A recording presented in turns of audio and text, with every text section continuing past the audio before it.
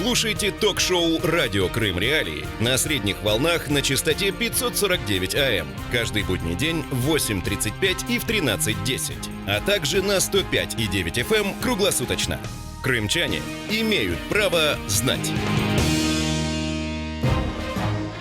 Продолжаем эфир радио Крым Реалии. Сергей Макрушин у микрофона. Напомню, что вы можете не только слышать нас на частоте 105,9 FM круглосуточно слышать и видеть нас вы можете на сайте Крым Реалии, где собраны записи всех наших радиопрограмм. Также прямую трансляцию эфиров вы можете посмотреть в Facebook и на YouTube. Мы внимательно читаем комментарии, которые вы оставляете под нашими трансляциями, и самое актуальное и конструктивное, конечно же, зачитаем в эфире. Если вы хотите принять участие в эфире непосредственно, звоните нам по номеру 8 800 1006 926. Для жителей Крымского полуострова звонки на этот номер бесплатные. Жители материковой части Украины, присоединяйтесь к нам по номеру 044 490 2905.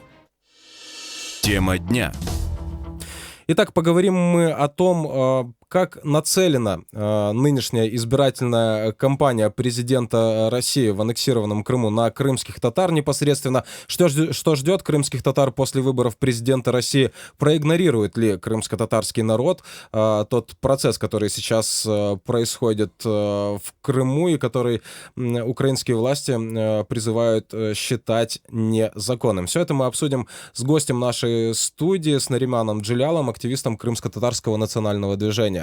Здравствуйте, Нариман. Доброе утро, Сергей. Итак, давайте, наверное, первый вопрос, перед тем, как послушаем информацию, которую подготовили мои коллеги. Первый вопрос — это чувствуется ли сейчас, вот непосредственно перед выборами президента России в Крыму, вот это нагнетание обстановки, нагнетание этого большого количества рекламы о том, что необходимо прийти на избирательные участки, не столько проголосовать за нужного кандидата, а просто принять участие в этих выборах? Да, сегодня в Крыму акцент делается именно на явке. И все понимают почему, потому что, для сравнения возьмем 16-й год, когда проводились выборы в Государственную Думу, и Крым показал не очень большой результат, там чуть больше 40%, 42%, если я не ошибаюсь, и Севастополь, кстати, тоже, что было определенным шоком и для крымской власти, и для российской в целом. Поэтому, учитывая, что речь идет о переизбрании Владимира Путина, то есть это одна из главных таких идеологем нынешней российской власти, то, естественно, там напор колоссальный за все последние 4 года идут.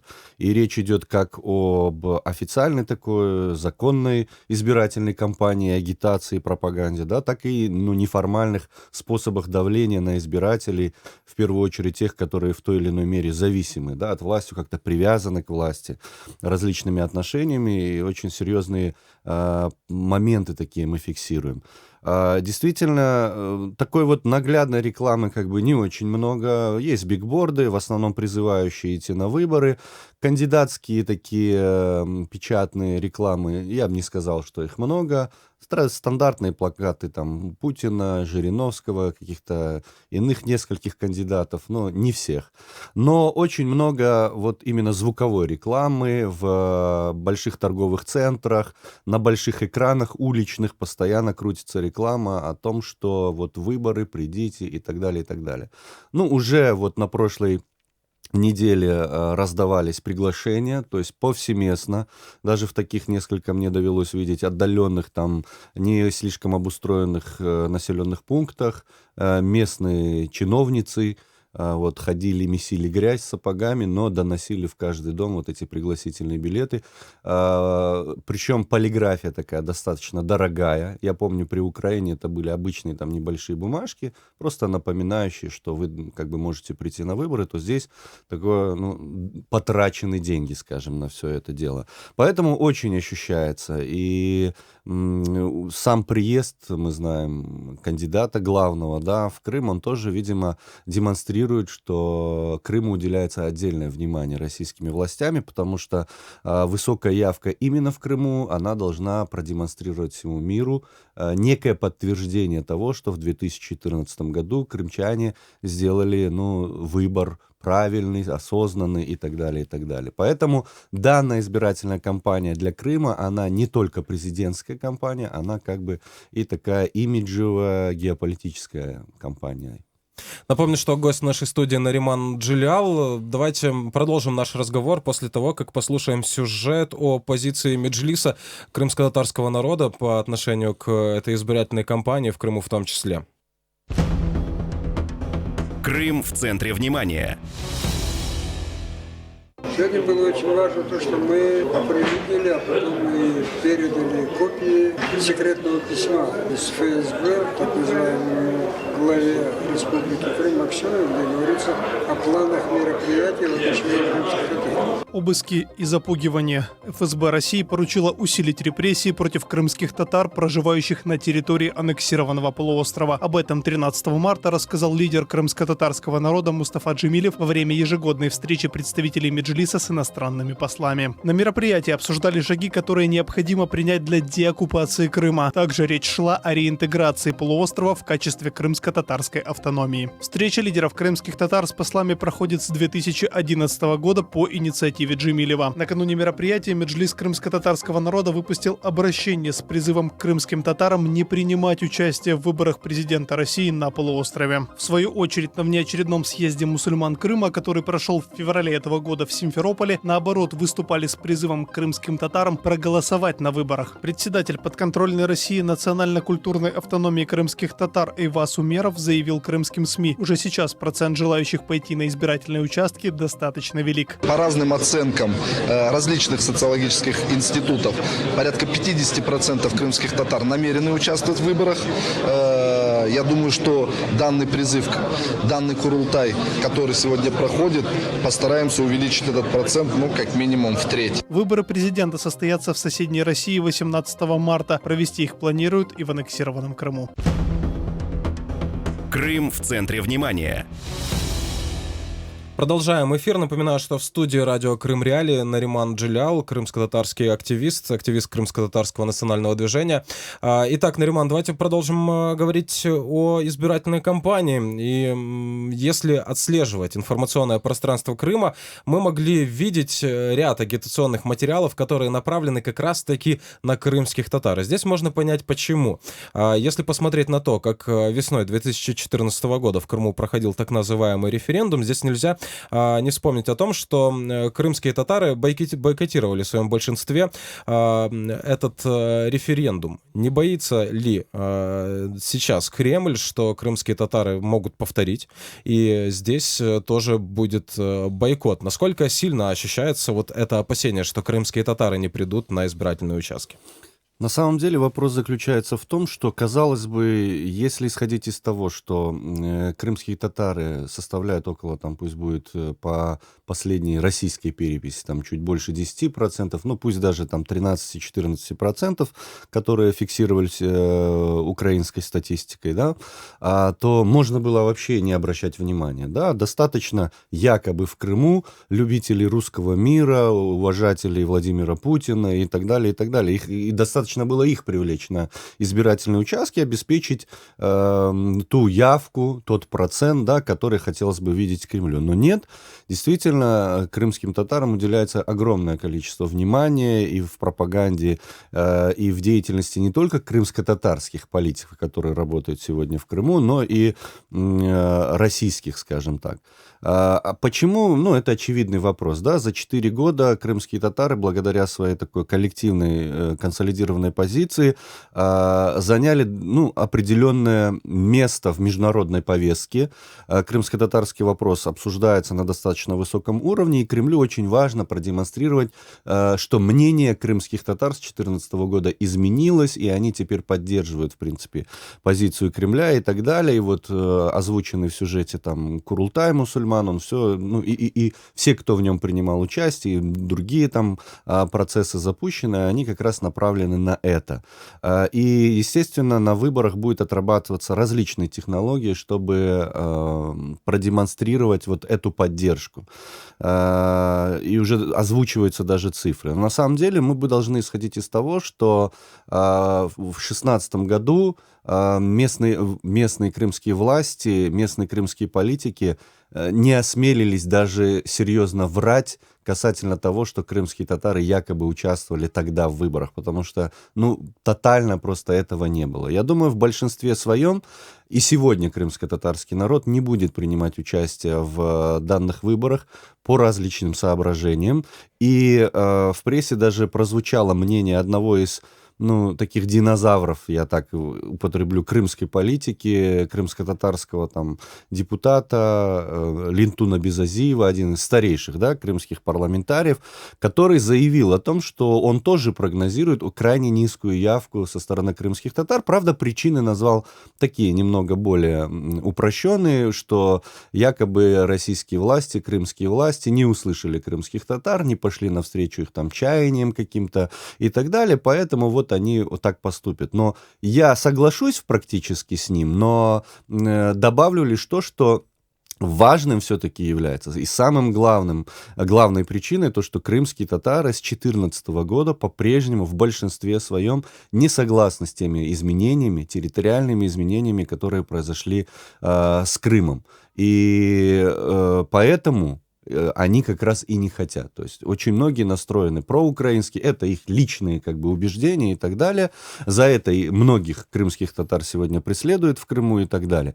Но все-таки нужно понимать, что определенная часть крымских татар и других проукраинских граждан, живущих в Крыму, все-таки пойдут, потому что очень серьезное нагнетание страха. Вот эти репрессии, которые 4 года осуществляются в Крыму, они имеют свой эффект. Очень много людей, которые работают в бюджетной сфере, бизнесмены, студенты, с ними прорабатывается очень жестко сегодня, и многие из них открыто говорят: да, мы вынуждены будем пойти, потому что кто-то боится потерять работу, кто-то боится проблем на работе, кто-то просто боится. Есть и такие. Но, опять-таки, нужно исходить из того, что даже тот процент явки, который будет показан, большинство из этих людей придут на избирательный участок, но испортят бюллетень, перечеркнут, не будут, за Путина точно там голосовать не будут, и так далее, и так далее. И только небольшая часть, действительно, там она осознанно примет участие, потому что, что говорить, за 4 года есть определенные изменения, начали строиться какие-то социальные объекты, ремонтируются дороги, кому-то там пенсию повысили, кому-то бесплатную операцию сделали и так далее. Это единичные, конечно, случаи, но они влияют на определенную небольшую часть людей, и они вполне осознанно могут пойти и сказать: вот у нас там в микрорайоне садик строят, там через годик-два мои внуки там, или мои дети пойдут в садик, и мне не надо будет там за 33 квартала его водить. То есть эти вещи есть. И Российская Федерация, делая бюджетные вливания, действительно эти вещи осуществляет. Но все-таки, несмотря на это, большинство стоит на принципиальной позиции и открыто заявляет, что не пойдем и так далее. Время еще есть, давление усиливается. Есть директора школ, которые собирают трудовой коллектив и говорят, что вот если вы не пойдете, меня уволят. Есть студенты, которых собирают и заставляют явиться на избирательные участки. То есть вот эта работа проводится в просто колоссальных объемах. Поэтому всем, кто будет наблюдать за выборами, нужно учитывать, что даже если будет заявлен некий реальный даже процент явки, я не знаю, там среди крымских татар это может быть, по нашим предположениям, там до 10%, избирателей крымских татар, что большая из них часть это люди понужденные к тому, чтобы быть на избирательных участках. Неужели только принуждением получится России согнать крымских татар на избирательные участки? Вот в чем заключается вопрос. То есть мы понимаем, какие моменты важны для крымских татар. И с одной стороны, если мы посмотрим на политику Кремля в отношении крымско-татарского народа, с одной стороны, номинально, мы видим, что крымско-татарский язык вписан в Конституцию Крыма, так называемую, как государственный язык. Мы видим, что был издан указ о реабилитации крымско-татарского народа, но с другой стороны, все эти 4 года мы в Крыму наблюдаем, как появилось множество политзаключенных, большая часть которых это крымские татары. Мы видели обыски в медресе, да, если я не ошибаюсь. Мы наблюдали множество таких явлений. Мы видим, что происходит с поляной протеста Стрелковая. Мы видим, что происходит с Бахчисарайским дворцом. То есть может ли Кремль, получается ли у Кремля быть искренним в попытках выстроить диалог с крымскими татарами? Нет, не получается. Мы должны исходить из того, что касательно языка. Да, есть номинальная, как бы такое декларативная 10-я статья Конституции Крыма. Но извините, в 90-е годы была Конституция Автономной Республики Крым, где крымско-татарский язык был обозначен как официальный. Другое дело, использовался, не использовался и так далее. Сегодня что происходит с крымско-татарским языком? Ну, можно давать показания в суде, извините, такой пример, потому что уж часто мы в судах бываем. Можно давать показания в суде, на допросе у следователя на крымско-татарском языке. Так и раньше можно было. Есть вывески, ну вот да, очень много вывесок на официальных оруждениях на 3 языках. На украинском, русском и крымско-татарском. Ну и раньше были. Не везде, не так и так далее. Для меня важно, например, в этом вопросе следующее. Ни вывески, ни что-то другое не помогает ни мне, ни моим детям развивать и знать свой язык. Поэтому вся соль заключается в образовательной сфере. А здесь тотальное безобразие. И если вы посмотрите провластные местные телеканалы и СМИ, вы увидите, что даже те политики, которых мы называем там коллаборантами, даже они заявляют о проблемах в этой сфере. Поэтому это самое главное. То есть здесь обманываться не надо. Касательно указа о реабилитации. Вы знаете, он был раскритикован крымскими татарами с самого начала. Есть, вот когда мы судились по делу о запрете Меджлиса, госпоже Поклонской, лично я в судебном зале сказал, почему вы как прокурор, который обязан следить за исполнением законодательства, да, в данном случае Российской Федерации, не требуете от чиновников выполнять известный в Российской Федерации закон там 91 года о реабилитации репрессированных народов, который дает достаточно широкие права, вплоть до восстановления национальных автономий и так далее, и так далее. На что она не смогла ничего ответить, и после на следующее судебное заседание приходили ее помощники, а не она сама. То есть а вот то, что подсунул нынешний президент Российской Федерации, ну, что вам сказать? Ну, 500 рублей к тем, кто смог получить вот эту пресловутую справку о реабилитации, они получают 500 рублей плюс. Для кого-то, может, это очень важно. Для большинства это мало что играет. Какие-то льготы, но мы помним, при Украине тоже были законодательные акты, программы, которые позволяли, да, получать какие-то льготы лицам депортированным по национальным признакам и так далее, и так далее. Поэтому с искренностью очень сложно, да, не докручивается, не доделывается и так далее, и так далее. Акцент в последние пару лет сделали именно на социально-экономическую сферу. Действительно, заявлено было строительство социальных объектов, очень много в местах компактного проживания крымских татар, вот эта знаменитая школа нескольких президентов была доделана и так далее. Но, опять-таки, давайте исходить, да, большинство, там, больше 90% учеников этой школы крымские татары, потому что она расположена в крымско-татарском таком микрорайоне. Из 5, там, по-моему, первых классов всего 1 или 2 это крымско-татарские классы. Потому что опять использовали вот это небольшое ухищрение, о котором мы и в украинские времена говорили. О том, что решение за родителями. Хотя школа должна была быть в целом национальной школой, как это было с 15 другими, да, ранее. Сегодня по законодательству Российской Федерации вообще понятие национальная школа, крымско-татарская школа не существует. В старших классах обучаться на родном языке нельзя, исключительно на государственном русском языке. Сегодня идет подмена национальных крымско-татарских групп билингвальными группами. Билингвальная группа на практике оказывается фактически русскоязычной группой и так далее. То есть очень много таких вот невидимых подводных вещей, которые за вот этой декларативной частью, о которых там говорят некоторые товарищи в Крыму, совершенно другая картина вырисовывается. Но, опять-таки, я повторюсь, дело не в этом, и не нужно здесь обманываться. Дело не в каких-то шагах российской власти.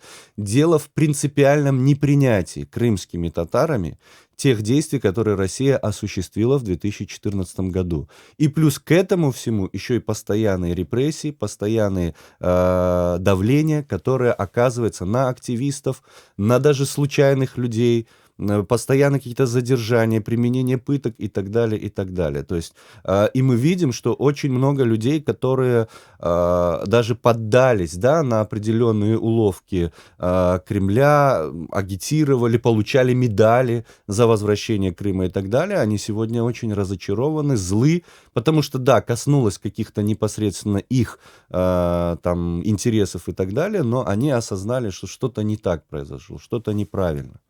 Ну вот нам наши слушатели пишут, у меня, к сожалению, разрядился ноутбук, не могу сейчас процитировать дословно, но опасаются того, что вот те репрессии, да, о которых мы говорили, против представителей крымско-татарского народа, они после выборов будут усиливаться. Разделяете ли вы такой прогноз, да, как вы к нему относитесь? Не опасаетесь ли вы того же? Ну, на самом деле, сложно говорить об усилении и так далее. Вот за 4 года репрессии, они и так носят такой волновой характер. Они то возникают, там массовые обыски, да, происходят, то вроде затихают и так далее. То мы вроде так расслабляемся, и тут там... У нас есть даже понятие такого чистого четверга. Любят почему-то именно в этот день там проводить по 5, 6, 7 обысков, задержаний, кого-то отпускают, кого-то там сажают и так далее, и так далее.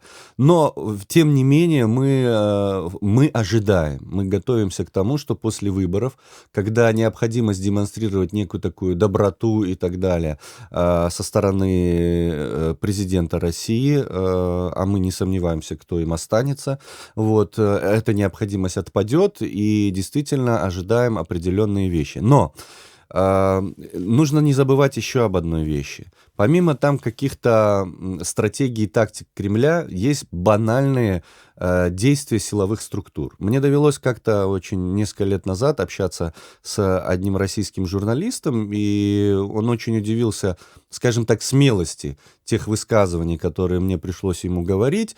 И он сказал: вы знаете, вот я живу в России давно, работал на разных провластных и оппозиционных там СМИ, и ну, с такой жизненной и политической позицией я бы на вашем месте уезжал бы отсюда. И он пояснил, почему он так говорит. Поймите, что силовикам, разным структурам, не буду их называть, не важно ваши убеждения жизненные. У них банальная отработка собственной, как бы, да, важности и необходимости. Звездочки на погоны, премиальные за проведение спецопераций и так далее, и так далее. Поэтому здесь не нужно забывать, что без каких-либо специальных указаний силовики отрабатывают свои действия, показывают важность своего, как бы, своей роли сегодня в политическом поле, пространстве Российской Федерации и так далее, и так далее. Это классические схемы. Любой человек, который интересуется историей, найдет тысячи аналогий в прошлом, когда государство, скажем так, обретает, ну, признаки тоталитаризма такого. И силовые структуры всегда играли очень важную роль. Они приобретали определенную самостоятельность, автономность, да, от политического контекста, и начиналась охота на ведьм фактически. Вот в Крыму происходит что-то похожее, потому что иногда разговариваешь с силовиками, а приходится это делать. Вот перед выборами, например, у меня был разговор, когда предупредили, ну, что поумерьте свой пыл, по крайней мере, перед выборами и так далее. И они говорят: да, там вы высказываетесь, это ваше право и так далее, но мы видим, что за банальные высказывания, за упоминание каких-то фамилий или организаций можно, ну, загреметь под штраф, под там, несколько суток отсидки и так далее, и так далее. Не угадаешь, вот очень сложно проследить. Поэтому в действиях силовиков, которые осуществляют те или иные преследования, иногда даже не нужно искать какого-то там осознанного там намерение осуществлять это преследование, они банально, ну, работают. То есть это маховик, который запущен, и он уже кормит сам себя. Такая вот машина, постоянно действующая. И в конце хотелось бы остановиться на вопросе, который мы косвенно затронули ранее в нашей программе. Это относительно того, что произошло с меджлисом крымско-татарского народа. Здесь очень важно, наверное, понимать, что пытаясь вовлечь в российский избирательный процесс крымских татар, Россия одновременно, она запретила в Крыму деятельность меджлиса, деятельность которого является вековой традицией самоуправления крымско-татарского народа. Насколько сильно вообще это оскорбление, насколько сейчас крымско-татарский народ отстранен от принятия участия в тех процессах, которые происходят в Крыму, и вообще возможен ли диалог после того, как работа меджлиса на территории Крымского полуострова была запрещена? Вы знаете, это, конечно, был серьезный момент, потому что с 91 года, как существует меджлис крымско-татарского народа, выработалась определенная привычка, да? Но это не был очень серьезный удар. Почему? Потому что среди крымских татар по-прежнему живы традиции национального движения, которое зародилось буквально сразу после депортации, там в 50-е годы, после смерти Сталина, уже первые активисты начали работу, да, и вы помните, эту историю, в принципе, любой человек заинтересованный знает, и поэтому традиции национального движения живы. Активисты, которые возвращали крымско-татарский народ и боролись с советским режимом, живы, и они сегодня взялись опять вести эту борьбу. Подключается молодежь, поэтому здесь как бы проблемы особо не существует. Да, меджлис, он передислоцировался в Киев, официально здесь осуществляет работу, но огромное количество гражданских активистов старого поколения, нового поколения принимает участие вот в защите интересов крымских татар и не крымских татар, тоже граждан Украины, которые проживают в Крыму. Поэтому рассчитывать на то, что запретив меджлис что-то остановится, я бы ни с чьей стороны не стал. Касательно устранения участия в каких-то процессах в Крыму, здесь есть самоустранение. Опять-таки основано на непринятии, да, этой власти, непринятии ее природы, как бы, да, ее принципов формирования и так далее. Поэтому здесь не вопрос того, что убрали. Сами не хотят люди участвовать в этих процессах. Благодарю вас. Напоминаю, что в гостях радио Крым Реалии был Нариман Джилял, активист крымско-татарского национального движения. Обсуждали мы то, как пропаганда президентской кампании России сейчас нацелена на крымских татар, и что ждет крымско-татарский народ после окончания этой кампании. Это радио Крым Реалии. Сергей Макрушин был у микрофона. До встречи в эфире.